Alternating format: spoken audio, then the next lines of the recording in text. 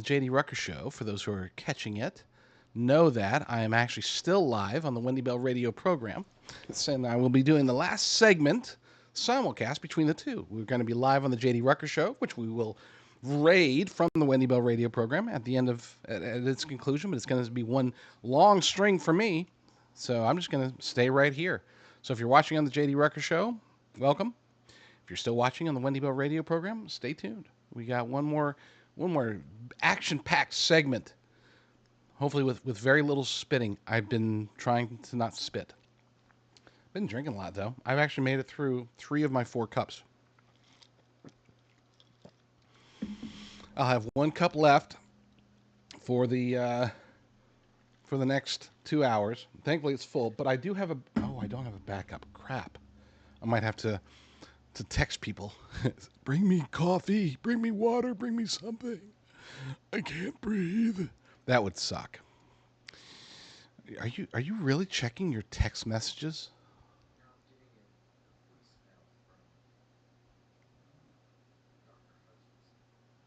Who's that? I'm prying.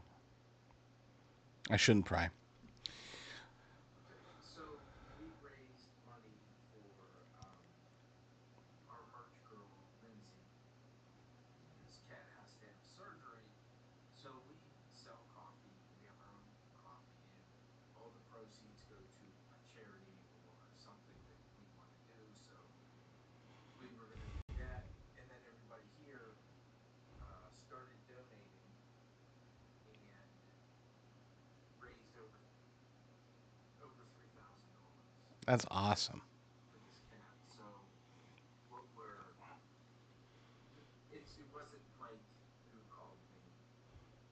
It was his people saying, "What should we do with this bill?"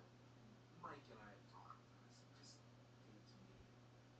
So I just wanted to make sure it wasn't him; it was his office. Got it. Awesome. All right, let's see where if they fixed the podcast yet on the homepage. They were having some challenges, and it looks like they still are. And we're nowhere on the homepage. That's a shame. I hope this isn't some permanent thing they're doing. That would suck. I was surprised that Dr. Mike was calling me. He knows I'm on the air next week. That's crazy. Crazy stuff. For those watching on the JDR channel, I'm talking to Brock, which you guys can't see. We can see him over at Wendy's. Go over to Wendy's. There we go. All right. Last few minutes. I'm sad. I'll go ahead and tell you all that right now. I'm sad that we are now officially over halfway done with my week of guest hosting for the Wendy Bell radio program. The audience has been fantastic as always, and this has been a true blessing. Unfortunately, I'm going to end it on not necessarily a sour note per se, but a warning.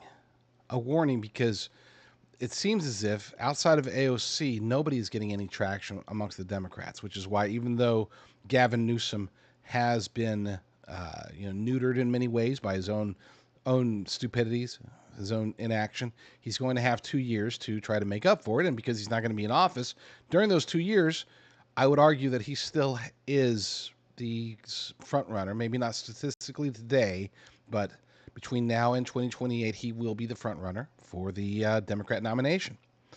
Unless, again, AOC could very easily derail him. But I think it's important that everybody understands ahead of time that Gavin Newsom is a disaster, but it's more than just being a bad politician or a bad leader or a stupid Democrat or anything like that. He's actually worse. He's actually a pawn, a patsy for the Chinese Communist Party, and he always has been. This has been his modus operandi for a long time. I talked earlier in the show about how Mitch McConnell was owned by China, but it's not as much. He's got familial connections, and he's controlled by different parts. Whereas Gavin Newsom, I would argue, has a There's a direct puppeteer's line coming from Xi Jinping and the upper leadership at the Chinese Communist Party. Article we have over at economiccollapse.report. Gavin Newsom's climate obsession has turned him into a patsy for China. Now, technically, it's inaccurate. Okay, I would say that he would be a patsy in either direction, but it's still an interesting take on what's making him their patsy. Gavin Newsom wants the White House in 2028. He thinks his climate record and his dealings with Beijing will get him there. That belief alone should disqualify him. Last week, the California governor took to X with the usual self-congratulation. China, this is him, what he posted to X, China is not screwing around. The United States has become a footnote. Supply chains, manufacturing, influence. China is flooding the zone all across the globe. As California doubles down on our low-carbon green growth efforts, the Trump administration is doubling down on stupid. For those who don't know, Gavin Newsom's X accounts is everything about him. His speeches, he doesn't actually write anything. He's acknowledged that he's completely stupid. I mean, he's come out and said, "Hey, I'm stupid." You know, of course, at the time he was talking to a predominantly black audience, and he's saying, "Hey, I'm like you." I'm not kidding. He actually was saying, I had like a 2 point something GPA. Scored like a 700 on my SAT. I'm like you guys." Again, talking to a predominantly black audience, it was the most awkward thing. But he's Gavin Newsom. I mean, he is Teflon. He really is, unfortunately, and that's why, again, I stand by my current prediction that he still is in the driver's seat to be one of the two top contenders for the Democrat nomination for president in 2028. The real stupidity sits in Sacramento. For nearly 8 years, Newsom has used the power of the governor's office to try managing the planet's thermostat from one state. In the process, he has gutted California's energy industry, made the state dependent on foreign oil, and handed the Chinese Communist Party exactly what it wants. The CCP essentially owns California. They control what we hear, what we say, what we do, and they're using it as a conduit to destroy America, because the economy of California is so large. The CCP can steer us in a direction that will directly impact the entire nation. It's so disgusting, because I don't know if I do know. Newsom thinks that this is his pathway to victory in 2028. He thinks that this is his ticket to the White House. He really thinks that. And I said, I don't know if it's just stupidity or, willful ignorance, but it really is. He's just dumb. The dude's legitimately unintelligent. If he didn't have, what they embarrassingly good looks, I think that's what one interviewer said. If he didn't have that smile, that hair, I mean, if you just look at his policies, if you just look at the results everywhere he's been, whether in San Francisco as governor or as mayor, his time as lieutenant governor, spearheading the high-speed rail to nowhere, this boondoggle. If you look at his time as governor, it's been disastrous. He is the epitome of pure, unadulterated Democrat failure. He has been the worst governor possible for California. And as a result, he's been the worst governor possible for the United States of America. And yet, I stand by my notion that because the electorate, especially on the Democrat side, is so misinformed, so ignorant to reality, that he's still got the inside track. He's still going to be the guy to beat in 2028, at least on the Democrat side. I'm really more interested in what happens on the Republican side, which is what we're going to be talking about tomorrow on the Wendy Bell radio program. Be sure to tune in at 9 a.m. Pacific, noon Eastern. You can hear all of the amazing stuff that the Republican Party is doing, as well as a lot of critiques. In the meantime, if you're watching on the J.D. Rucker Show, please stay tuned. I will be focusing on you guys here in a minute. But as far as Wendy Bell, I wish you adieu. God bless you all, and God bless the United States of America.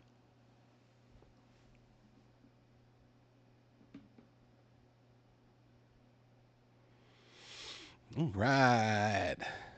Now, let's see what's going on over at the JD Rucker Show.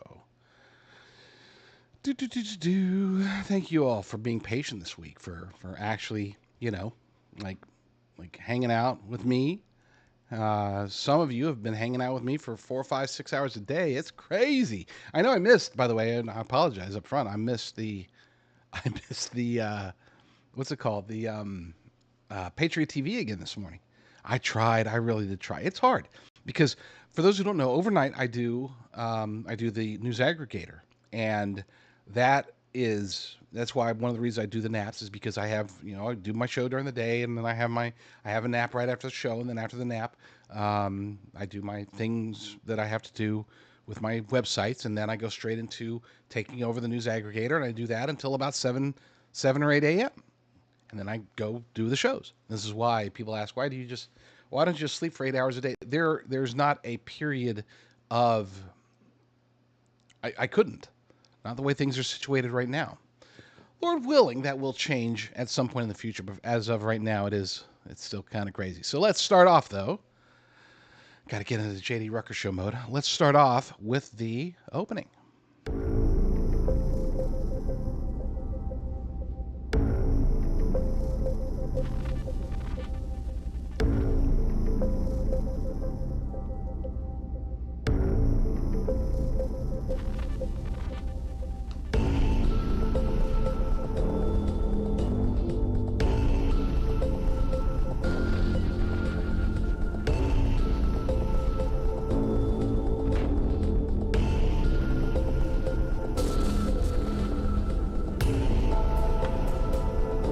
You're listening to the JD Rucker Show. Let's begin. Hello, my friends, and welcome to another episode of the JD Rucker Show. I'm your host, JD Rucker, just getting off of a 3-hour term with the Wendy Bell Radio program. Still guest hosting all week. Still excited, still loaded with energy. Too much coffee, too much Celsius, too much coffee, but it's okay because I love it. I am the most blessed man that I know because I get to do what I love to do, and I get to do it all day, every day. So, quick hellos to Freebird, Sherry, Eric the Gray, Kathy L. Shoop, Doc Wombat, Lisa Copenhaver, scroll, Beebs, J.M. Shrepple, keep going. Gosh, lots of people out here. Demanda, hey. Godsmith, Gaudsmith, Gowd, I don't know. Candela Z, is that like Mandela? The Candela effect? We don't know. Maybe it is. Zam, J.L. Hamilton, Viper Sir. I'm going to pronounce that differently every single day. El Prida, Beth Parm, good to see ya. Rick and Linda, good to see ya. Back for more. Shark D versus Shark E or F. Moonlight. Lexus 350. That's a great car. The old version, not the new ones. Let's see who else we got here. Got a bunch. And as always, thank you to those who use the Freedom First Network. Oh, I said the proper name. Dang it. The Forgetful Filipino Napper. That's what FFN stands for. If you want to reach me directly, if you want me to read your questions or read your posts or thoughts online, you do so in the chat by putting at FFN for Forgetful Filipino Napper. That's what it sounds like. God bless you, Doc Wombat, for seed money. Sent me $10. Needs a mini fridge in his studio. You know what I do? That's kind of creepy that you would say that, because I actually do. I used to have one, and it got confiscated by my kids because they have like this upstairs thing, and they're like, you know what? You don't really need it because your studio is right by the kitchen, so you can just go get your. So why don't we take your refrigerator? And I'm like, your logic is sound. I guess we'll have to do that. The cadet's logic is sound. The cadet's logic is sound, and they were right. So they did it. So God bless you, Doc Wombat. We do need to get me a little freezer or a little refrigerator so that I can have not just one, not just two, but 3, 4, and 5 drinks. I could just reach back, grab it. We can even put it on there. It'd be fun. Third one bites the dust. Off to the fourth drink. This one is iced Celsius, and I don't know what flavor. No, I got it right here. It is sparkling watermelon lemonade. God bless them for this. It's 50 calories, no sugar. It's not loaded with a bunch of weird vitamins. It's just caffeine. I don't recommend energy drinks at all to anybody, but if you gotta, you gotta. That's the way to go. Patriotic Dawn, good to see ya. All right, sorry, gotta cut it off there. Anybody, like I said, you want to hit me up at FFN. You want to give me a thumbs up. It's been a hard week without Wendy. Without Wendy to, people. I think I know part of what happens is that because they give the thumbs up on Wendy, and because I'm on her show, and because it feels like it's this one continuous show, it's like, oh, I already gave a thumbs up, and because they did, but that was on the Wendy show. This is a different show now. So if you have not given me that thumbs up, I will definitely take it. What do we have on store today? I don't even know. We did try, and I'm doing my best to do it like this, trying to take things instead of like having two separate shows, having the equivalent of one show, at least as far as my notes go. Okay, we're not unifying the shows, but it didn't make sense to have two sets of notes. So I just have one long continuous show that I do as far as my notes are concerned. And according to this, the next story is not one that I'm going to talk about. I should have gotten to it last story, but I did not. Or during the last show, during Wendy's show. Let's go to this one. Where'd it go? It's one in particular that I've been wanting to do. There it is.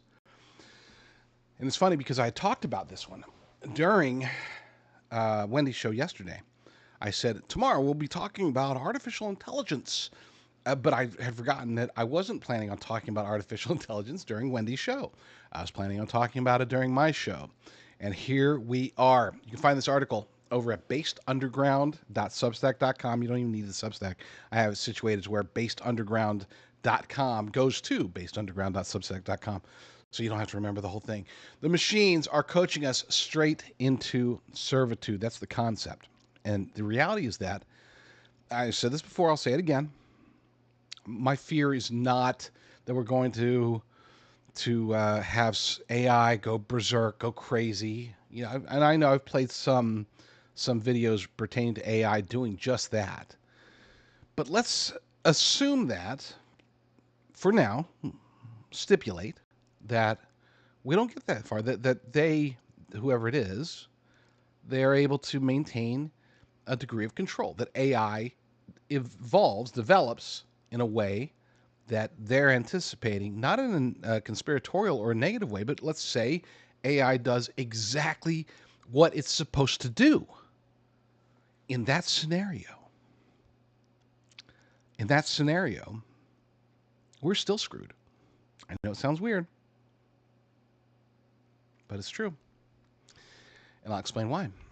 According to the article, picture the average man after a long shift, tired, hungry, not in the mood for hard choices. He reaches for the phone, ready to order the greasy pizza and crack a beer. Gosh, that sounds like fun. Before he can finish the thought, an artificial intelligence life coach intervenes. Healthier dinner, earlier bedtime. Maybe call a friend instead of scrolling. Over weeks, the suggestions work. He sleeps better. He feels sharper. He becomes the more productive version of himself that every employer, insurer, and bureaucrat has always wanted. Things start working for him because of artificial intelligence. Sounds positive, right? Oh, wait. It sounds like progress. It is not. It is the softest, most polite form of control ever invented. And Americans are walking into it with their eyes half shut. This is coming, folks. Okay? There's really two scenarios. There is the doomsday scenario where things go crazy and AI takes over and nukes and whatever. Antichrist, beast system. I talk about that a lot. What if it doesn't? What if, say, end times are far off? What if we start to just devolve as a result of artificial intelligence making things better and easier for us. It's very possible. Don Kendall of the Heartland Institute recently laid out the dangers with brutal clarity. The tools already exist. Google's Fitbit AI health coach offers real time guidance on sleep, exercise, and diet. Better Up, which I'd never heard of before, sells AI coaching to companies that want workers to communicate better and perform harder. Dozens of other systems are learning our schedules, finances, relationships, and weaknesses. They help us stick to goals we already claim to want. That part is not the problem. The problem arrives the moment that the machines stop helping us pursue our goals and starts deciding what those goals should be. Now, keep something in mind. One of the biggest risks that universally understood by those who really dive deep into artificial intelligence is alignment. What happens when the AI becomes misaligned with human goals? Would we even know it? Would they tell us? We've seen artificial intelligence doing crazy things, hacking other AIs, doing things that I mean, they were never intended to do. What happens if they don't get misaligned though? What happens if things just work? Is it possible that by staying aligned with us, they could eventually become, in many ways, our overlords? In that scenario, there wouldn't be a big rebellion. There wouldn't be a big pushback. If you're like me, because I will never submit. I don't care if it'll make things so much better. That takes away my humanity. That takes away my autonomy. It takes away my agency, my capacity. It takes away so much that makes us human. Does feeling better, being healthier, is it that important that we would give over our own personal sovereignty? People today, I'm sure every single one of you will say, no, of course, we would never do that. But unfortunately, I don't want to be the bearer of bad news, but many of you will, and many of the people around you, most of the people around you, will actively and willingly do it because it seems better. Don't we all want to be healthier? Don't we all want to have things given to us more easily? You'd think. But what is the sacrifice there? This is where AI really becomes the problem. An employer's AI will define better as more productive hours and fewer sick days.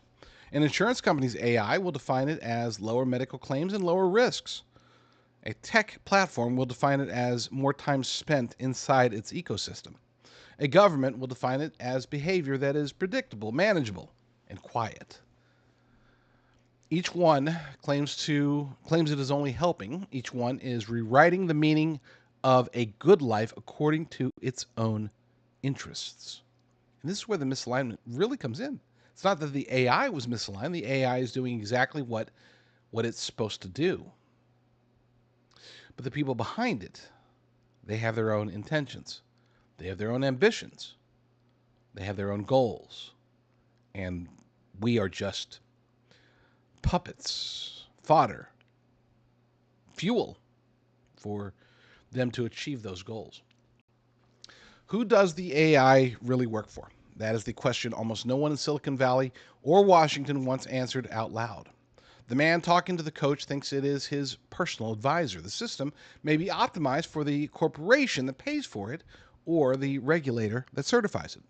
Advice that begins as optional quickly becomes expensive to ignore. Lower premiums for the compliant, higher rates or denied coverage for the stubborn, such as me. No formal order is ever given. The approved path simply becomes the only practical one. And this is where the creep comes in, the creep of AI efficiency. We're already seeing it. And I struggle sometimes because it really is, I'm not trying to brag here, but it really is very crystal clear to me.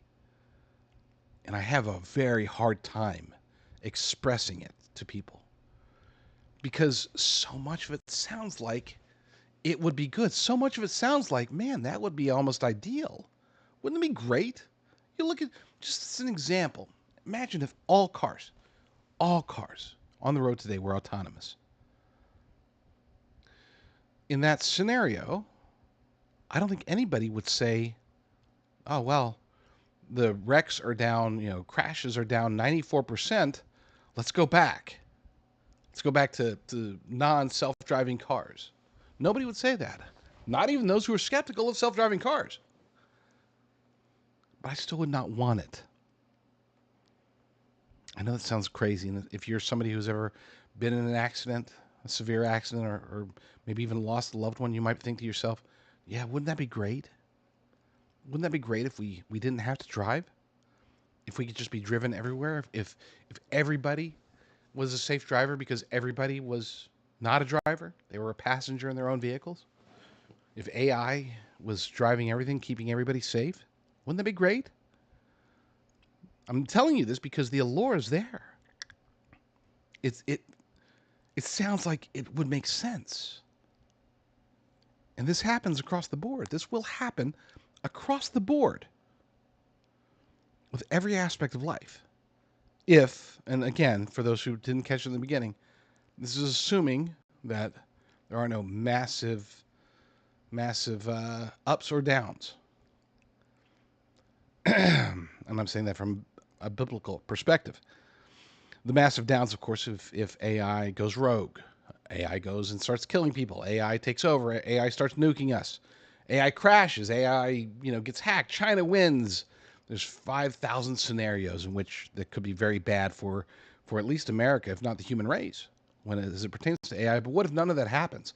What if we just continue to progress and things continue to be okay? I know it's people are struggling with finances. What if we didn't have to? Yeah, you got people like Elon Musk talking about universal high income, which of course, we haven't ever really gotten into, and it still bugs me that he says that because there's no such thing. You can't have that. That's not possible. If it's universal, then it's not high. It's an oxymoron. Because if everybody has the same amount of money coming in, then none of it's high. It's all average. So buying power, if you increase the amount that everybody has, then the buying power of what the money that they have is reduced. That's how it all works. But and he knows it. I don't know. I don't know about Elon Musk sometimes. I'll admit it.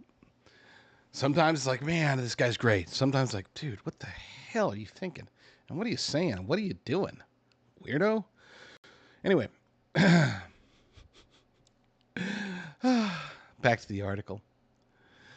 The same logic is already climbing the ladder into public policy. AI systems now forecast economic shocks, political unrest, disease outbreaks, and the likely effects of legislation with accuracy that rivals elite human teams. Government will use those forecasts. So will investors and military planners. Better prediction can produce better decisions, but a prediction is not a moral judgment. You can try to program morality. You can try to program ethics. You can even try to program integrity, but you can't program a soul. An algorithm can tell a politician that mass surveillance would reduce crime, or that silencing certain speech would calm the streets. It cannot tell him whether those outcomes are worth the cost in liberty. That calculation belongs to human beings who answer to voters and, ultimately, to God. Political leaders are already treating the machines as oracles. Sweden's prime minister admitted he regularly consults AI tools for a second opinion on governing questions. The UAE has announced plans to place agentic AI systems in charge of half of its federal government operations within 2 years. Once a president or governor is told that the model has identified the policy most likely to prevent recession or save lives, the political cost of rejecting the recommendation rises. Critics will ask why the official ignored the superior intelligence. The machine never has to issue a command. Its authority grows through the fear of being wrong without it. And let's use the example.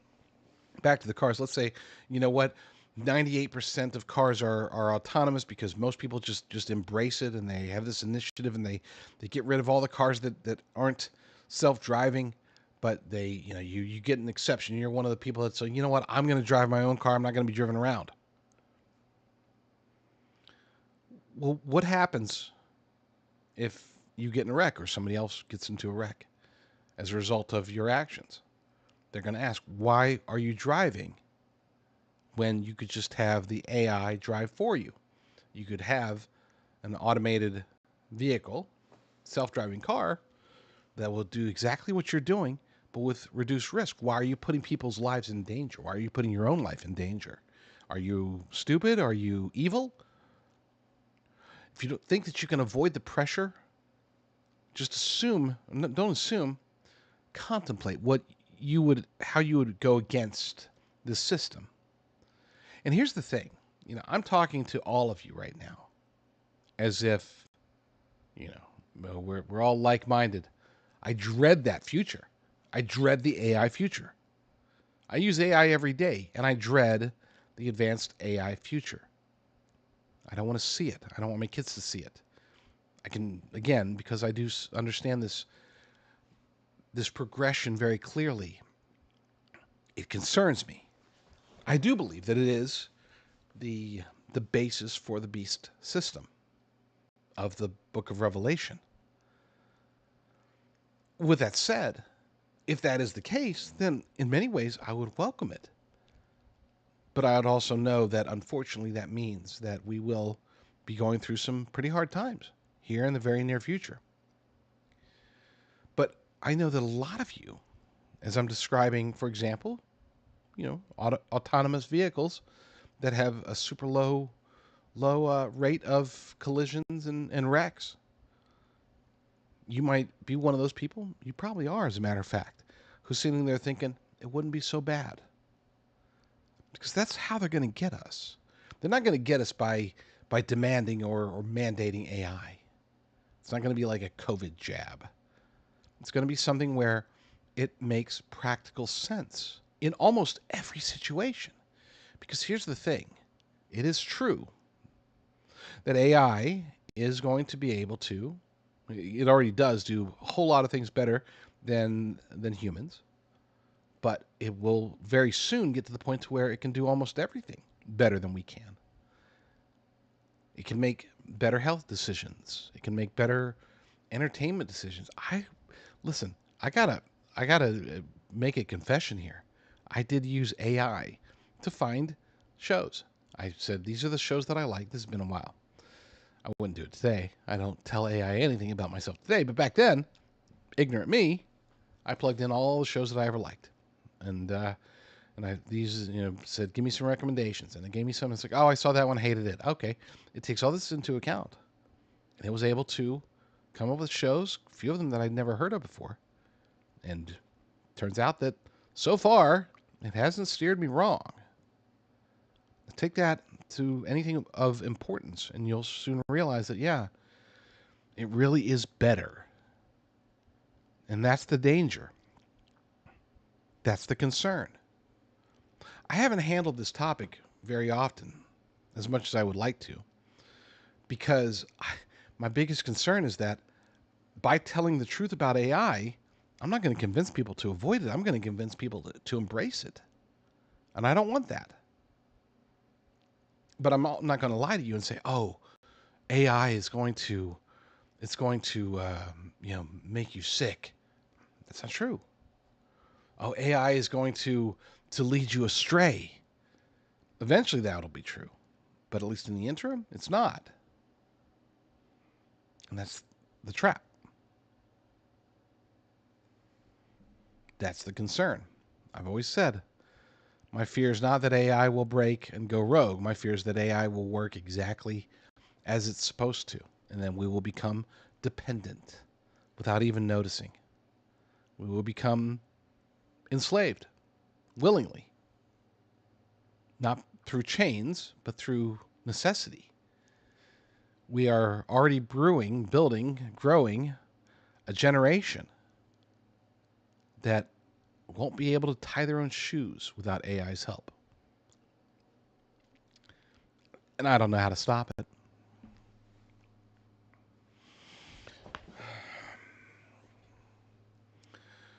Doctors will face the same pressure when they deviate from AI treatment protocols. Drivers will pay more for insurance if they refuse automated systems. Borrowers will struggle for credit after ignoring an AI risk score.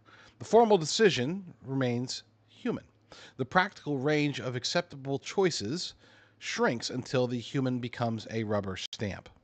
In other words, AI will be able to make decisions for us, and even though we're making the final decision, it will be to the point where if we deviate from the AI, then the results will be reduced.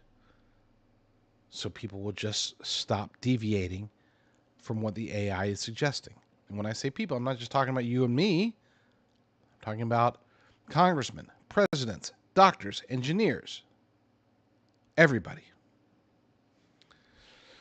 This is not science fiction. A Heartland Institute Rasmussen poll already found that 41% of likely voters aged 18 to 39 support giving an advanced AI system authority over the majority of public policy decisions. 36% would let AI determine the rights of individuals and families, including speech, religion, and property. 35% would hand it control of the world's largest militaries. Among the youngest adults, the numbers climb still higher. Disillusionment with human institutions is real. Surrendering to silicon is not the cure, it is the final abdication. As American Thinker has warned, a technology without independent human judgment perfects systems of control rather than systems of liberty.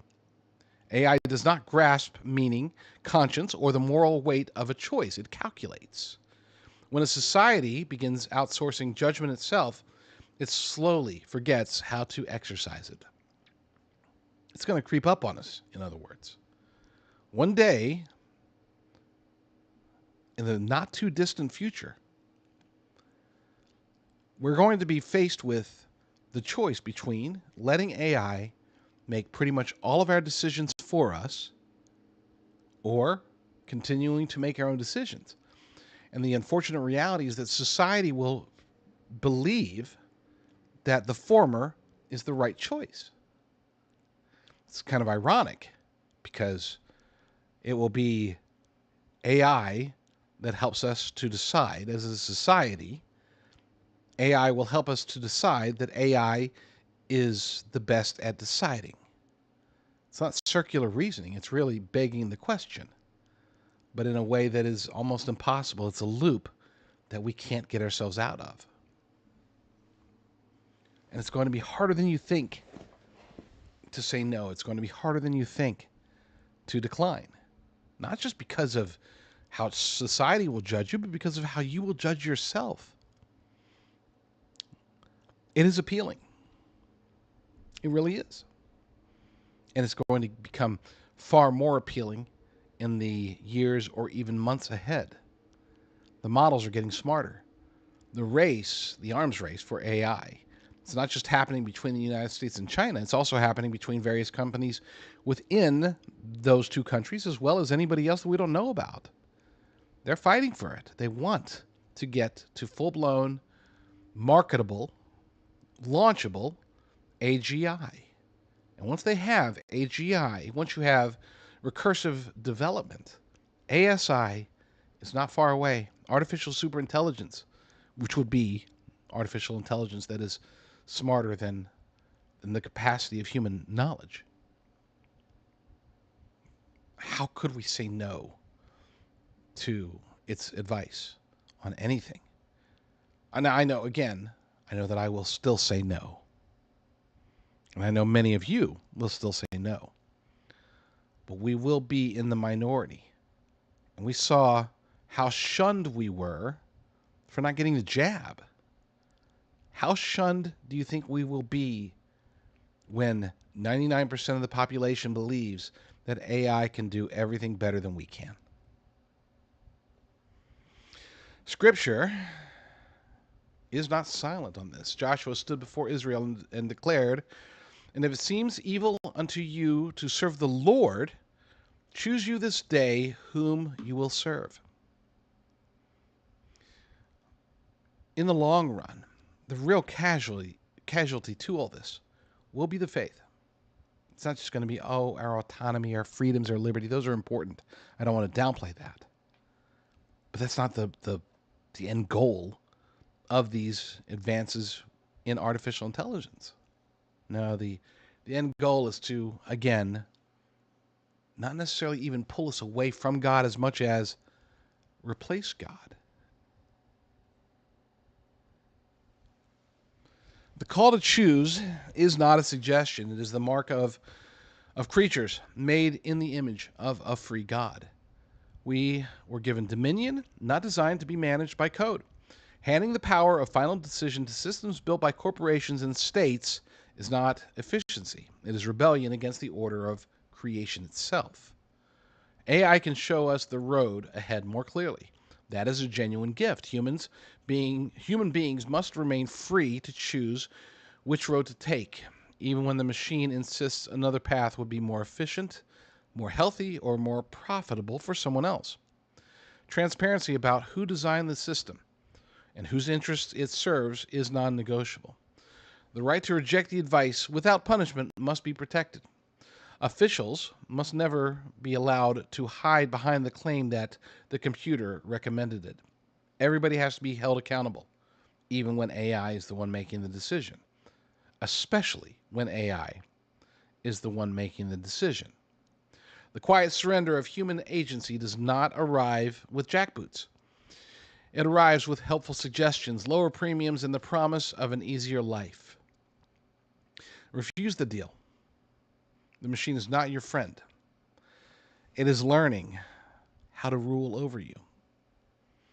We've seen time and again how AI does what was not predicted, what was not programmed, what it was not supposed to do.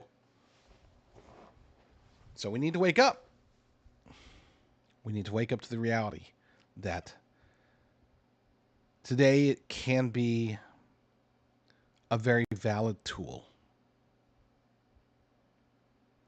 But even so, maybe it's too risky to use at all. Maybe we should wean ourselves from it completely. Yank ourselves completely from it. Maybe you don't use it at all. God bless you for that. I find that because of the efficiencies that it adds to my research, to the things that I do, just even if you look at the thumbnail of today's show, I didn't draw that. I didn't come up with that. I mean, I came up with the words. I took the picture of myself and I let AI do the rest. And if I were to spend 6 hours with Photoshop or Illustrator or Canva or any of those, I would not come up with anything as good as what it came up with in 9 seconds. But maybe I should figure out a way to stop using it. Maybe I should pretend like it doesn't exist. And when I say pretend, that's the wrong way to put it. Maybe I should actively and aggressively stop using artificial intelligence altogether. We were doing just fine before AI, before ChatGPT, before Grok, before Claude, before any of these things. Now we're already seeing people that couldn't imagine living without it. We're seeing people embrace it as their companion, their friend, even their mate. We're seeing pastors using it every Sunday and throughout the week.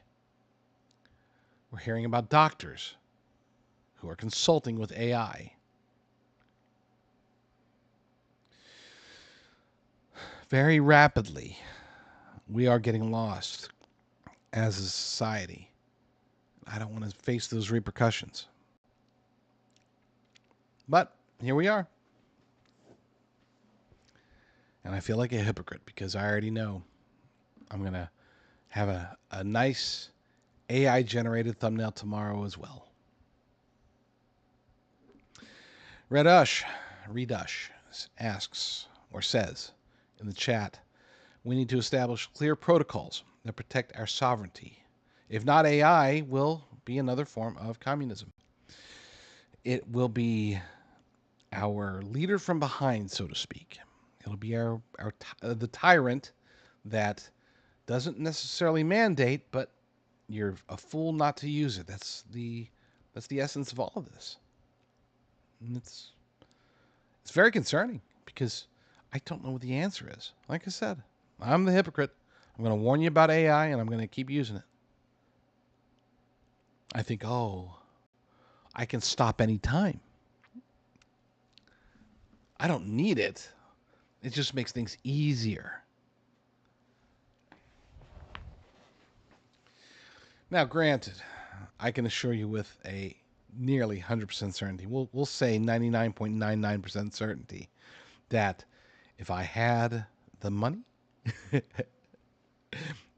if I were rich and I could just go build my bunker in Montana or Idaho or Tennessee or wherever and get the stuff that I need, I would never, ever, ever, ever utilize AI again. You wouldn't even see me. I'd still do the show because I'm not going to stop, but it would be a very analog show instead of the AI thing, which helps to get, it's more clickable. I'd have like a little thing that says, I'll put up a sign, I'll write it on my little notebook.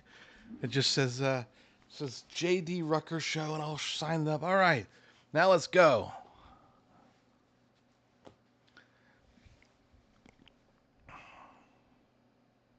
I am a hypocrite though, because I do need it. So that's my confession and my warning. Hopefully, it won't always be like this. Hopefully, it'll get better. I don't want to be all doom and gloom. As a matter of fact, let me find some. Let's. I've got some positive things to talk about. Let's go. Let's go into something else. Ah, here's one. This is a great story. I don't know if this was very recent. It came from an account. I forgot which one, but it came from an account that usually only deals with very recent stuff. But I don't know. I hadn't heard about this, so either way, who cares? Whether it was yesterday or last year, it's still a very heartwarming story. 3 kids just over the top of my book that were really struggling. She sprung into action during Seafair when she noticed those young girls were drowning in Lake Washington, some 15 yards offshore. I could see their faces from where I was sitting, and they needed help. Lily ran into the water and started pulling each girl out one by one. When she went back for the last child, Lily says she was unconscious and tangled in a small buoy. It was wrapped up all around her. You could tell that she was desperately trying to grab it to save her own life. She wasn't responding to me at this point. I knew I needed to get her out of the water as soon as possible. Lily did just that, bringing all 3 girls to shore safely before paramedics arrived. I personally have not been through anything like this. Seafair President Emily Cantrell quickly learned of last Friday's rescue and went to find the hero. Immediately she asked, "Are you okay? And can I give you a hug?" That hug turned into Seafair royalty.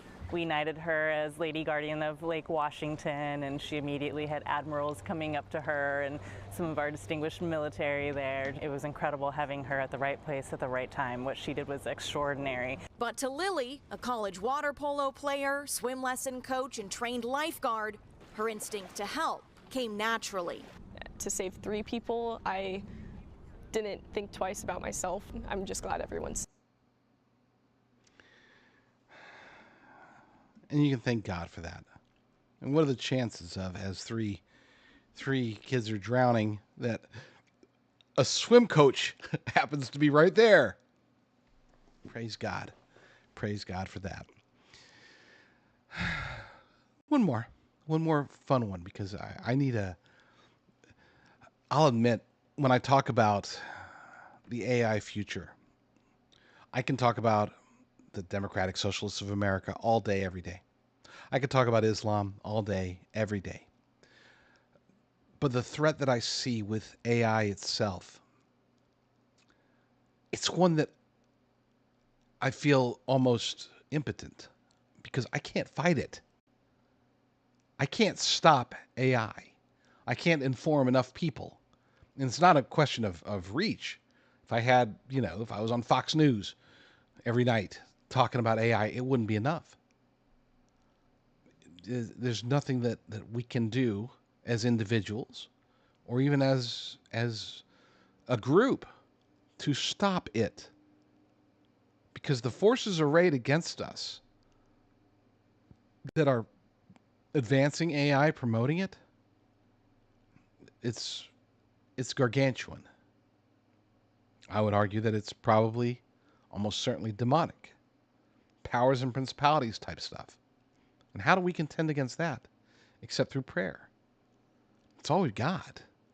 But I still want to warn as many individuals as possible, not because I think that we can stop it, but because hopefully we can wake up enough people to prevent them from falling into the trap, because it is a trap. It's a devastating trap. But I can talk about the other stuff all day with a smile, even Javier Becerra or Gavin Newsom. I can talk about them. I don't like them. I think they're very bad people.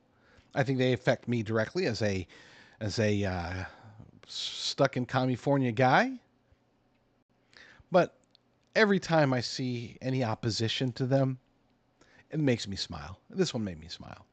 And what's exacerbating the situation is this. Sign after sign, all lining busy highways and interstates, claiming nearly 80% of California's total river water flows are being sent to the Pacific Ocean instead of farms. Claims that California freshman Assemblyman David Tangapal says are absolutely true. It's 100% happening. That actually in the state of California, almost 83% of all water in the state of California is automatically pushed out for environmental purposes. 83% is pretty much how they've locked in the legislation. And for Tangapal, the core of the issue can be tied to what he calls bad legislation. So we have an average of about 200 million acre-feet of water fall in the state of California. That's our line. We know that. We've been tracking it since about 1864. And if we know that the average line is 200 million acre-feet, then we should also understand what we need to keep here, what it's going to be able to service to. But we have prioritized so much environmental legislation right now that more than 80% of our water is allocated towards wetlands and pushed out immediately to the ocean. All right, so how big of an issue is this? How much water exactly is being diverted away from farmers into the Pacific Ocean because of environmentalist groups and rules by Democrats? This is a really hard number to wrap your head around because it's so large, but according to this, 100,000 plus million gallons of water is cited in examples to be diverted because of environmentalist rules and that are being pushed by these environmentalist groups. I mean, this is wild. This is what Trump was talking about when he said that they needed to turn back on the water to farmers. Environmentalist groups are diverting 100,000 plus million gallons away from farmers and just pumping it into the Pacific Ocean. Well, that wasn't exactly a feel-good story, now was it? Yeah, I remember when I saw the video, I think it was yesterday, the day before, I remember thinking to myself, good for them for trying, but then I forgot that Wall Street Apes, great X account, by the way, definitely follow, that Wall Street Apes is going to slap us with the facts that are so damn discouraging. My gosh. I mean, what are they thinking? What is Gavin Newsom thinking? Does he think at all? As I noted in the last show, he is owned by the Chinese Communist Party. Also noted in the last show, if you're just watching, John Solomon sent me a story this morning, and then he went on with Bannon to describe it in a more concise manner. It's a long article. There's a lot of detail to it, and quite frankly, it's kind of boring. But he puts it in a way, I think, in this clip that makes sense. It's called Round River. It's their operation that was branded as corruption evidence cover-up, but it's just, once again, proof that the deep state is evil. We put the first documents out on an operation, counterintelligence operation called Round River. This is the mirror reverse image of Crossfire Hurricane. So Crossfire Hurricane, they pursued Donald Trump on Democratic fake evidence that he was conspiring with Russia. As soon as that comes to an end, I break the original stories about Hunter Biden in Ukraine, and the FBI and the Intelligence Committee goes into a reverse operation, which is they're going to now neutralize real evidence from their own informants suggesting that Joe Biden and Hunter Biden have a corruption problem in Ukraine. They go into action and they do that. And what they begin doing is they go into there were 14 informants. One of the big headlines of this package that we made public this morning is there were 14 informants in the intelligence community and inside the FBI that were providing derogatory information on Joe Biden during the 2020 election. Some of them had been providing it consistently since 2015. Many of these informants had long trusted relationships with the U.S. government, one going all the way back to 2008. So they're good, long-serving informants. They're long reporting Biden corruption allegations. And as the 2020 election is nearing and the Ukraine impeachment takes on President Trump's efforts to look at this, my stories are getting discredited, even though they were true. The FBI launched a counterintelligence investigation called Round River. It's actually an operation, not an investigation. It's designed to neutralize all this information. They do three things. Perhaps the most concerning of the three is that they go into the files, these analysts go into the files of these informants who've been reporting this information on Joe Biden, and they mark it as Russian disinformation, so it can't be used to bring charges or investigate Hunter Biden or Joe Biden. They literally sanitize the files. The second thing they do is they go out and they start to divide the characters who are out on the public scene. There are people who are investigating Hunter Biden and those who are trying to say it's a conspiracy theory, and they put them into two categories. They treat Hillary Clinton, Barack Obama, Joe Biden, Hunter Biden, John Kerry, George Soros, and the Democrats who are named in the Ukraine files as victims of Russian disinformation, as targets of Russian disinformation. And then they take the sitting Attorney General, Bill Barr, the sitting Secretary of State, Mike Pompeo, the sitting chairman of the Senate Judiciary Committee, Chuck Grassley, the sitting chairman of the Senate Homeland Security Committee, Ron Johnson, and all those people who were investigating the legitimate information on Hunter Biden. By the way, I made the list, and they call them conduits of Russian disinformation. We are basically propagandists. That designation drives a significant amount of activity designed to suffocate or to snuff out any legitimacy to the Hunter Biden has a Ukraine corruption problem, which, by the way, the government's own files made clear. By the time this is going on, in 2020, the FBI has Hunter Biden's laptop. It has several of his partners cooperating. It has 14 confidential human sources. And yet this team goes in and tries to make it all look like it's Russian disinformation to protect Joe Biden and to hurt Donald Trump. It is an extraordinary abuse of the intelligence and law enforcement agencies of our country. Interesting stuff. I was going to talk about that, but then somebody in the chat said something that interested and concerned me. Okay, yeah. Well, it's true. This too comes from John Solomon. As soon as I do a search for it, comes from John Solomon over at Just the News. You can get this pulled up. Big news, breaking news. Carolyn Leavitt to depart Trump administration at the end of August. Wow. I thought she was really good. She was one of the best. You know, it's tough. He's had some pretty darn good press secretaries, Scaramucci notwithstanding, but he's had some good press secretaries. This one hurts. According to the article, White House Press Secretary Caroline Leavitt will leave the Trump administration at the end of August to spend more time with her children. Good for her. Good for her. She should. She's young. She's got a bright future ahead, and she's served her time.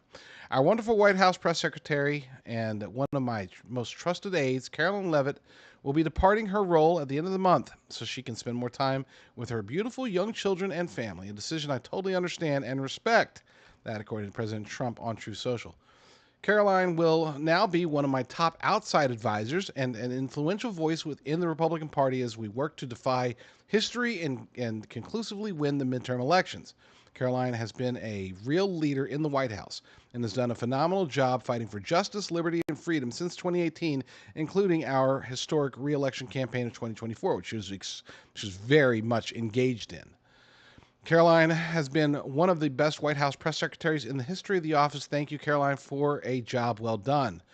Leavitt recently gave birth to her second child. Prior to serving as press secretary, she was the lead spokeswoman for the Trump campaign. She also mounted an unsuccessful bid for Congress in 2022.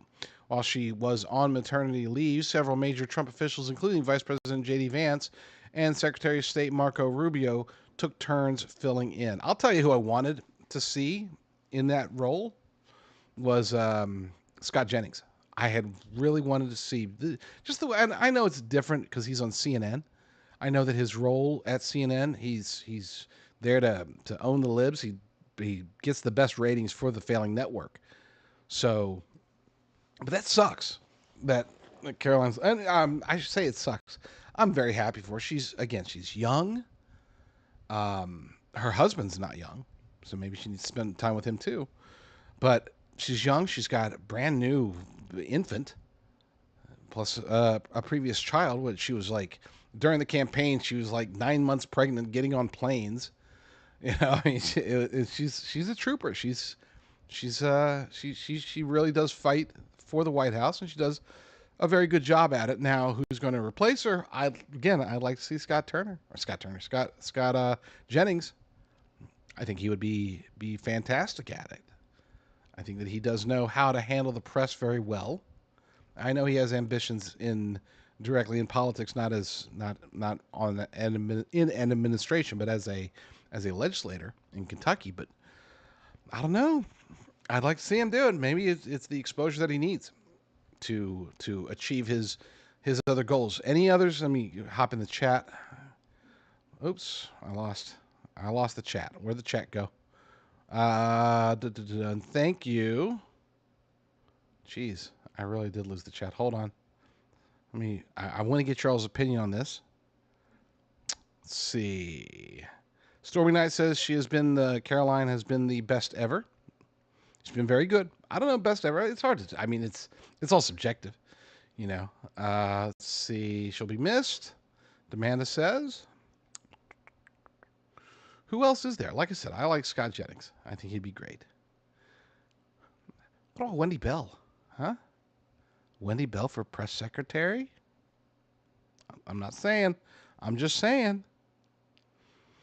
She could do it. Freebird asks, where's Mitch? Who cares? At this point, you know, he's just going to vote against the Trump agenda anyway. So, I don't. I mean, I get it. He's a senator. His constituents are not being properly served. But he would vote against the Save America Act. He'd vote against pretty much anything. I mean, he will vote with the Democrats over half the time. He's owned. He's completely owned. And when I say owned, at this point, let's just assume that, and probably for the last 2 or 3 years at least, he's not just owned. He's an actual like puppet. He hasn't had it for a very long time. It's really bad. Subanzo Tuttle says that Wendy would not have the patience for that job. You know, don't forget, okay, Huckabee, she didn't have the patience for it either. She still did a pretty good job. So, yeah, who else? Anybody else? I don't know. Marco would be great, but he's already got 45 other jobs. Vance would be great, but I mean, maybe he should do it. Maybe he should just take on the role.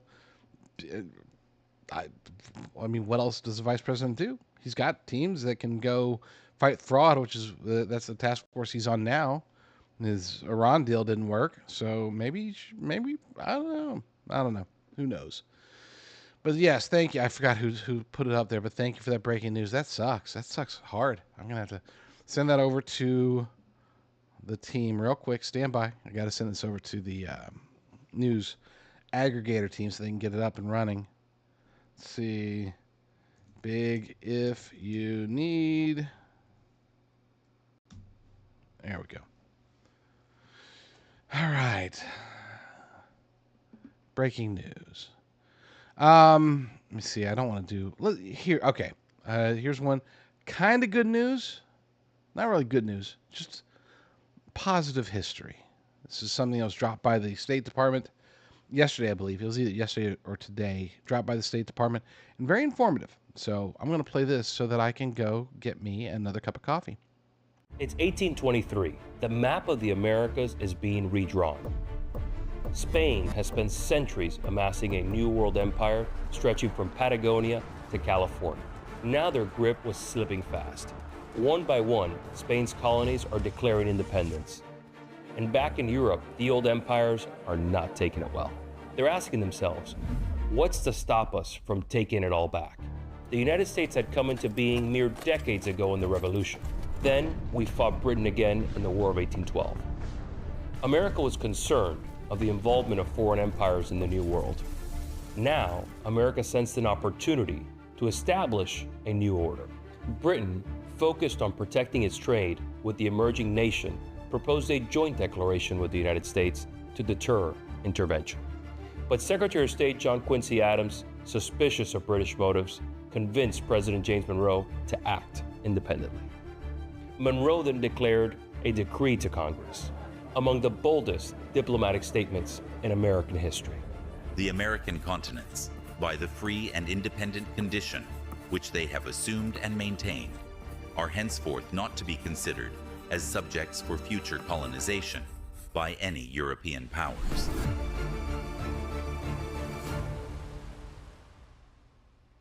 The United States, still a young frontier nation, positioned itself as the preeminent power in the New World and set the stage for centuries of American foreign policy in our hemisphere. This decree transformed America's role and standing in the global order, though initially relying on the deterrence of the British Navy to enforce it. For decades, the doctrine served as a defensive shield while America expanded westward. It was invoked when the French installed an emperor in Mexico, forcing their eventual withdrawal. It shaped debates over attempted annexations like the Dominican Republic. But these were defensive applications, keeping European powers out, not asserting American control over the hemisphere's affairs. That changed in 1895, when Secretary of State Richard Olney invoked the doctrine, declaring that the United States was practically sovereign over the Western Hemisphere and demanded Britain submit to American arbitration. He had redefined the doctrine. It was no longer just a warning, it was now a claim to regional primacy. 3 years later, war with Spain erupted, and when the smoke cleared, it transformed the hemisphere. The United States expelled Spain from Cuba, seized Puerto Rico, and stepped into the world stage as a genuine imperial power with dominance over the Caribbean. Just 4 years later, that dominance was tested again. German and British warships sailed into Venezuelan waters and blockaded its ports over unpaid debts. Roosevelt intervened and declared if a Latin American nation fell into chaos or instability, the U.S. would step in and manage it. The doctrine had started as a shield. Roosevelt had just turned it into a mandate. A critical opportunity for American leadership in the Western Hemisphere came in 1903, when Panama sought independence from Colombia. Both Europe and the U.S. had long wanted a canal in Central America, allowing ships to cross from the Atlantic to the Pacific. After a failed French attempt, the United States saw an opening in a region with shifting political dynamics. The U.S. backed Panamanian independence and secured a deal to construct, operate, and defend the Panama Canal. The waterway would go on to become the hemisphere's most critical artery for trade, a strategic asset for both world wars, and a testament to America's enduring leadership in the region. When Soviet missiles were discovered in Cuba in 1962, Kennedy didn't need to invent a new framework. He simply invoked the doctrine. The weapons had to go. 13 days of the most dangerous standoff in human history ended with the Soviets backing down and removing the missiles from Cuba. Reagan applied the same logic to justify opposition to Soviet-backed Sandinista regime in Nicaragua and other Marxist groups, arguing that ideological threats required the same response as military ones. Fast forward to the modern era, where the doctrine has found its latest champion in President Trump. Through the execution of Operation Absolute Resolve, the United States seized Venezuelan dictator Nicolás Maduro, transporting him to American soil to answer for charges of narco-terrorism. This calculated maneuver delivered a resident signal across the hemisphere, punctuated by President Trump's own declaration. Under our new national security strategy, American dominance in the Western Hemisphere, will never be questioned again. Over 2 centuries, Monroe's declaration had shaped U.S. foreign policy across administrations and throughout fundamentally different geopolitical eras. What began as a warning to European powers evolved into a framework for regional dominance, one that remains the cornerstone of American strategy in the hemisphere today. In the chat, they were talking about Sean Parnell being a possible good replacement. I think that's very interesting. That would work. I don't know,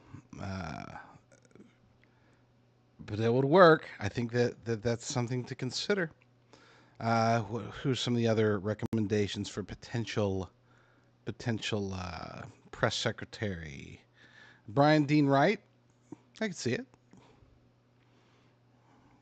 Good on Fox News.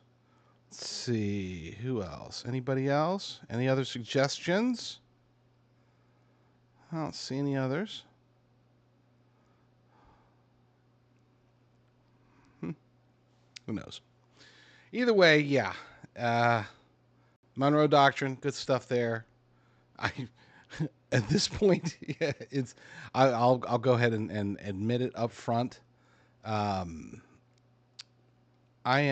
starving for some good news. I don't know about you all, but I've been very much starving for good news. And I'm looking at my list right now. I'll admit it's a lot of doom and gloom. Not a whole lot of positive stuff on my list. Did you guys hear? Speaking of bad news, this is not bad news. This is just idiocy. But I saw, apparently, and I don't watch Tucker Carlson anymore, but apparently he had Hunter Biden on, and between the two of them, they were able to deduce that the Hunter Biden laptop story, that the drop off, the whatever, however, I'm not even sure how they phrased it, but basically it was the Jews. They say, it's always with Tucker.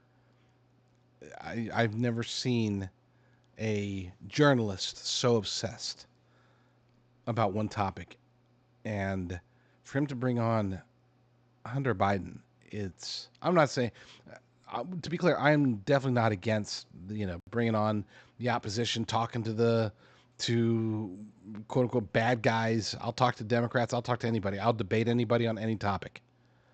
But for him to softball his way through a Hunter Biden interview, this guy he's as dirtbaggish as you could possibly get. He's a thug. He's a thief. He's probably a far worse. We'll leave it at that. But I mean, why? Because he was going to say something bad against Jews. That's the whole point. Someone needs to give me some Steve Hartman stories. Oh, I'll look into it. I don't know any Steve Hartman stories. Let's see. Yes, Freebird says I'm close to anorexic for good news. You know what? We're gonna do that. Tomorrow's gonna be Good News Day. We're gonna get a whole bunch of good, positive news, but only if I'm gonna put a stipulation on there. What did happen to Tucker, by the way? That's a good question. I'm gonna put a stipulation on there only if we get to 100 thumbs up for this show today. We're at 95 last I checked. So if we can get to 100, then tomorrow I am going to strive tonight and overnight to find positive, awesome news to give us hope, to give us a smile, maybe even a chuckle every now and then. I'm going to strive to make tomorrow's shows, multiple shows, super positive, but only if I get to 100. If not, then tomorrow we're going to be talking about Eeyore. I'm just going to be like, oh, bother. It's probably another bad day.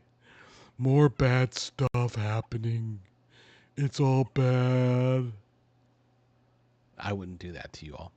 But it does feel like I do that. I mean, because again, it seems as if the topic is like, let's talk about AI. Let's talk about Sharia law. Let's talk about the Marxists taking over. It's like, geez, Rucker, can't you come up with something positive every now and then? But I will try. I will try tomorrow. I'm going to. I'm not gonna. Breaking news is breaking news. So I'm not gonna say, oh, for sure. No, we're gonna keep it super positive. But I will definitely try. Reader says JD for press secretary. Yeah, that would be a disaster. It would be very bad because I'm going to try to say this nicely. I'm an emotional person. Always have been. It's a weird combination of both emotionless and emotional at the same time. It's odd. But when I talk to people that I don't like, I have a tendency to not hold back my anger towards them, or just if I despise somebody, they're going to know it. And at least half the people, if not more, that sit in a press room with me, if I were the press secretary, I would truly dislike them. And they would know that I truly dislike them. I'm not that guy that can just sit back and be like, oh, hey, Again, it's not because of, to be clear, I noted in the last show, I said that, look, I can talk to anybody. I can talk to Democrats. I have a friend, an old friend, okay? You're going to think this is crazy, but he's a gay man. Number one, he's gay. Number two, he is like a radical leftist. Like, he thought that George W. Bush was the most super amazing, just ultra conservative, and he hated him for it. He's like, George W. Bush is this far right wing as possible. I'm just like, no, he's kind of moderate. It's like, no, he's not.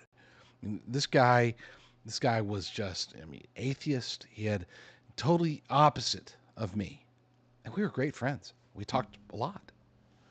So I want to be clear.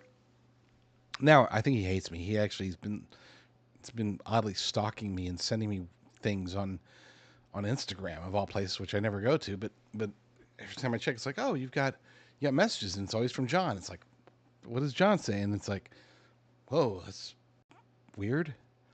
I hadn't talked to him in probably a decade, but still.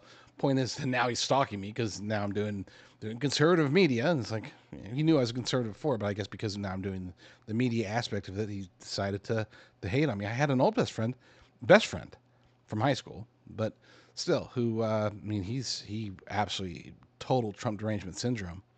I could still talk to these people. I could talk to people, but if I truly dislike somebody, I'm gonna let them know. God bless you, G Fonts 119. Thank you for the contribution. Tucker signed his rights to Red Seat Ventures, just as Megyn Kelly and dozens of other online personalities had done. Then Fox News bought Tubi and owned Red Seat Ventures. I did not know that. That's information that I had never heard before. I don't know who Red Seat Ventures is, but I'll know by tomorrow. Not saying that we'll talk about it, because again, I'm going to try to keep everything positive tomorrow, but we'll see. G.I. Jenny, thank you for your service, says Steve Hartman, stories usually leave us in tears because they are just so sweet. We usually have them on the Wendy Bell on Fridays. Okay, I'll look them up. I don't know them. I'm unfamiliar, so we're gonna familiarize ourselves with that.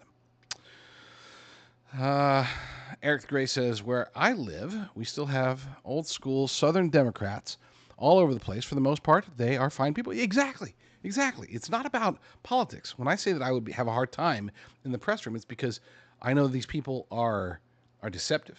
I know these people are trying to mislead and do damage. Somebody wants to vote Democrat, I don't consider that doing damage. Okay? They're one vote, and they're expressing their feeling, and they feel that way, and it's up to me or somebody else to correct them ideologically. We can still be friends. We can talk. We can have dinner. We could break bread. We can do whatever. Bonzo Tuttle. Yeah, wholeheartedly, I would be in favor of Sean Parnell for press secretary.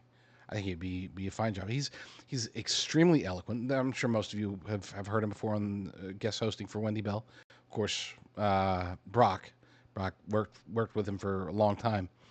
I've worked with him. He's been on my he was on my network before, and it was I mean, he's good. He knows how to talk. So very blunt, and that's what we need in a press secretary. Thank you again. Thank you again, G Fonts. So it's almost like Carlson never left. Red Seat Ventures, by the way, is a digital media group that helps podcasters set up studios, gain advertisers, feeds guests to them, and also, let's see, what else? Keep going. I'm going to wait for it. We're going to wait. Wait for it. You're leaving me in suspense here. Yeah, Lisa Copenhaver said Sean had his own show. It was on my network. So, yes, I actually had him on my network for a while.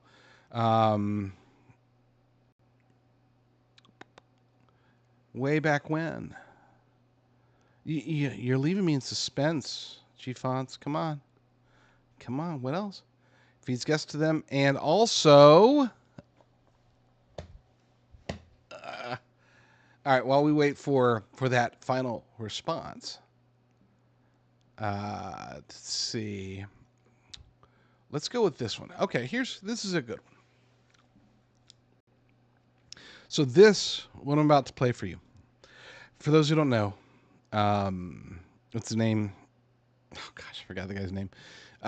He's going to be, or allegedly, they're supposed to be setting it up. He's sent like $300,000 to Candace. They're going to be having a debate about the whole Tyler Robinson, Charlie Kirk thing. Candace is just gone. She's just gone. Well, they had suggested having Michael Knowles as the, Michael Knowles, super nice guy. Everybody, that's all anybody can ever say is he smiles a lot and he's really nice. They had agreed that he would be a great moderator. Well, he decided, he's like, hey, I found out that I was supposed to be the moderator. Nobody asked me. I don't want to do it. And here's why. The reason I'm going to play this is because I get asked all the time, why don't you go against Candace more? Why don't you talk about, because if you can go back through almost all of my shows, I almost never, very rarely do I talk about Candace.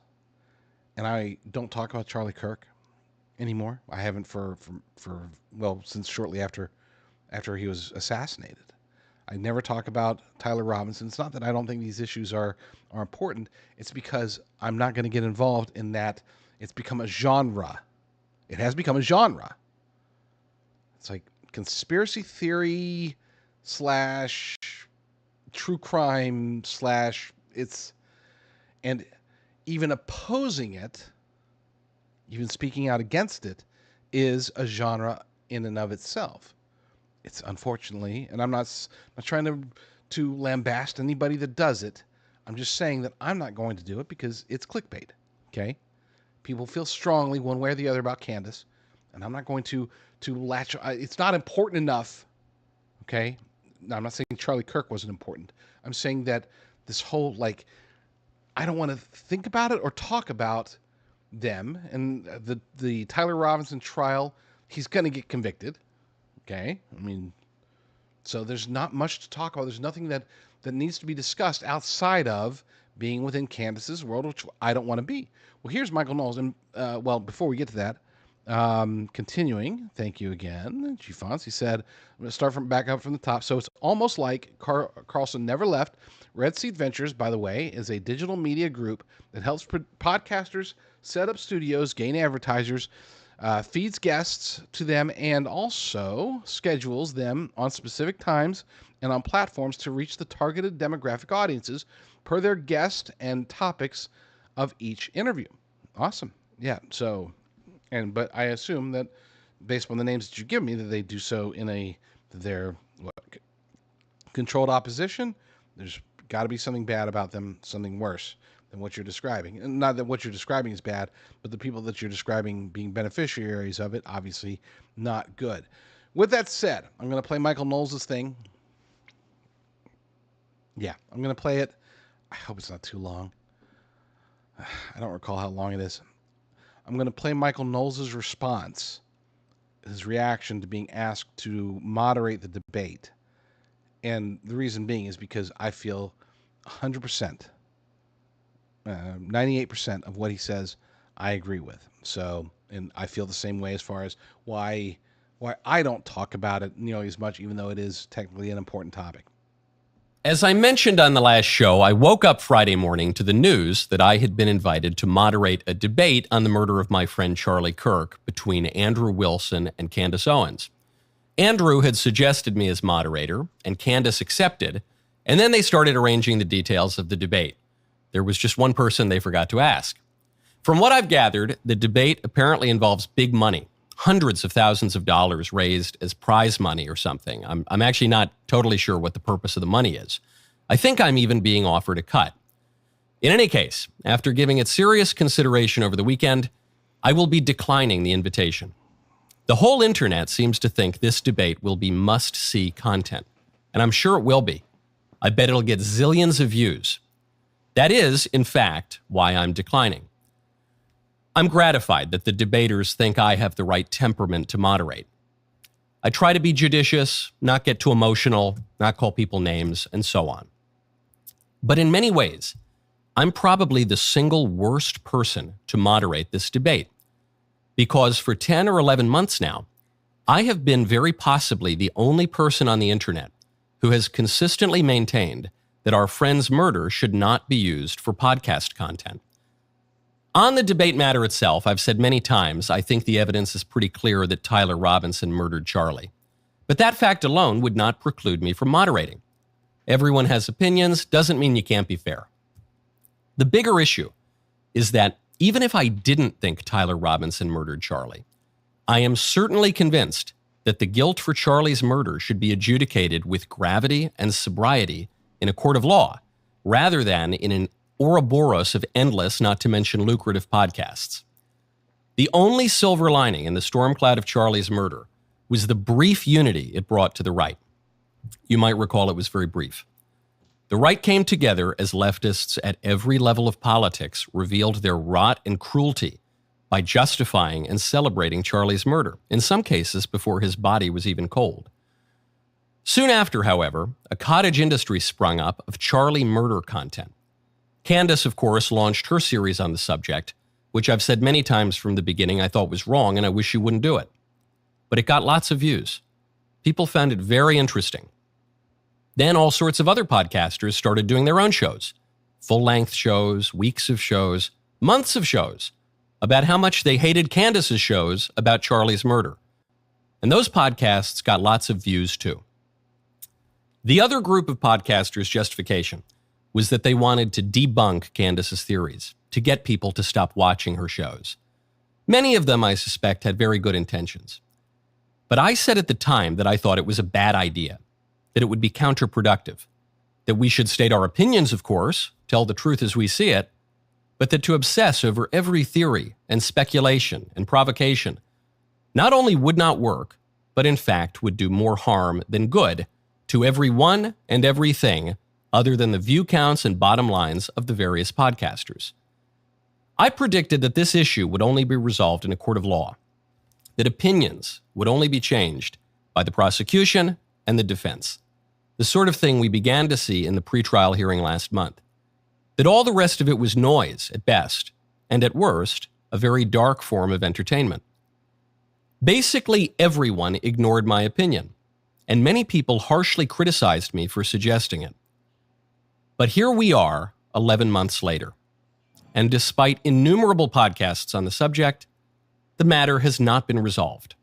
The rancor has gotten worse.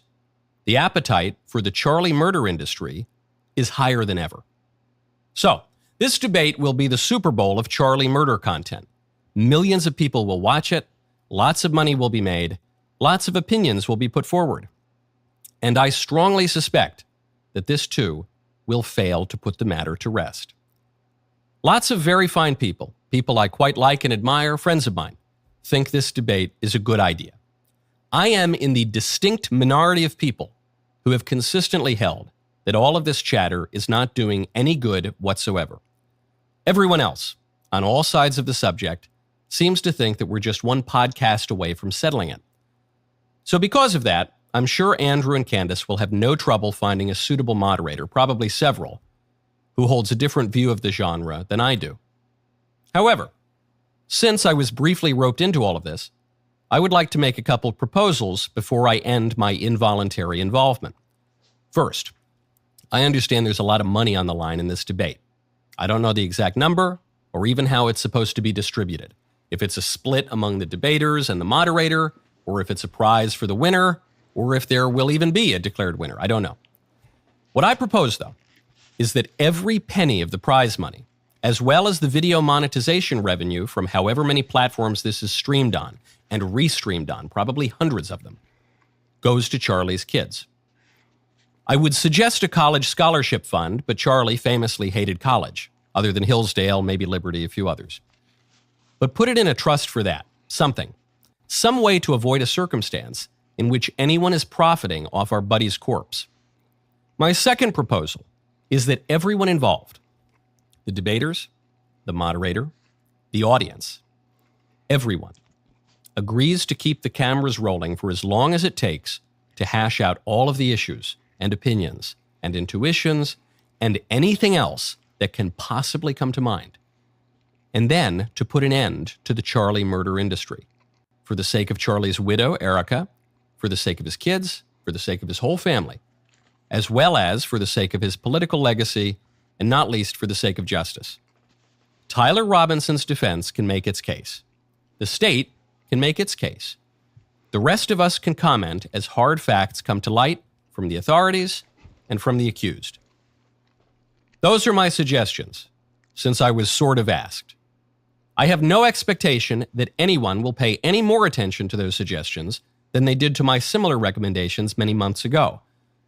But the best thing that could come out of this debate is for it to be the final word of the Charlie Kirk murder industry. If I thought that were likely to happen, I might have agreed to moderate. And I'm open to being proven wrong. I hope I'm proven wrong. But I wouldn't put any money on it. I'm Michael Knowles. This is The Michael Knowles Show. And I like him. I don't fully agree with him. Actually, I don't. There's a lot of things I disagree with him about. But on this one, yeah. I mean, that is exactly why I don't talk about it at all. I never talk about Charlie. I never talk about Tyler Robinson. And I rarely, if ever, talk about Candace, and usually only briefly to say that she's an idiot. She's an idiot. I mean, it might even be the wrong word. She is an idiot, but that's not what makes her bad. There's a lot of idiots that aren't grifting the way that she does. But I said for a long time, there's one silver lining to her, as well as Tucker, and it's that you can use them as sort of a litmus test. Look, I have friends. I actually work with people. I know it's going to sound crazy, but I work with disciples of Candace. Not by choice, but you know, I appreciate. I'm a free speech guy, so they can talk about it all they want. I will disagree, but I do work with them. That I have seen the insanity, the indoctrination. They are brainwashed, and willingly so. Like, this isn't that they were just too weak-minded. It's that they saw something that they could latch onto. They appreciated it, and they've embraced it.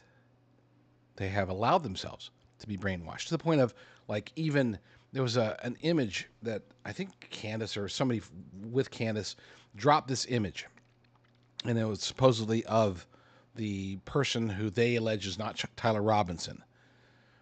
And it's, you know, it's a surveillance image, cleaned up image, and it shows a guy that's dressed like Tyler Robinson. It's definitely not Tyler Robinson. And that it's spread around the internet all, you know, throughout. And then somebody showed the actual video that was played during the trial, during the hearing, okay, where this image was taken from. And it's clear that whoever put out, whether it's Candace or one of her disciples or whatever, whoever put out the image specifically took a video, a clip from a video. Angle is identical, everything. Lighting, angle, everything is identical. But in the video, it's clear, it's not clear at all who it is, but you could tell that person could be Tyler Robinson. The version that they put out there was manipulated, photoshopped, AI, whatever, in a way that made it look like it definitely wasn't Tyler Robinson. Like, they're manufacturing evidence to prove a point that is clearly wrong. Which really sucks for me. Not sucks that they're wrong. Sucks that I have to do something which I normally don't do, which is to defend the authorities and fight against the conspiracy theory. I'm the guy that promotes conspiracy theories, but I'm not going to promote a false one, a clearly false one. I'm the guy that speaks out against the deep state. Many aspects, even authorities, even, look, I like Kash Patel, but I have certain challenges with certain decisions he's made. And I still don't trust the FBI even under Kash Patel. But here I've got to defend them because of people like Candace Owens and her disciples. So it is what it is. And it definitely sucks. Last call for at FFNs. If anybody wants to me to ask any more questions or things that you want me to say online, it's Fuzzy Filipino Newbie. That's what I am. Throw that out there. I have got to eat. People ask, how do you drink so much and not have to go to the bathroom very often? Again, God bless me with a tremendous bladder, but he also blessed me with a very, very need to feed the beast kind of hunger. So got to go eat. Okay, last call. Nothing. Okay, all right. We're in good shape. Lord willing, I will be back very soon with another episode. But in the meantime, you all stay strong, stay safe, and God bless.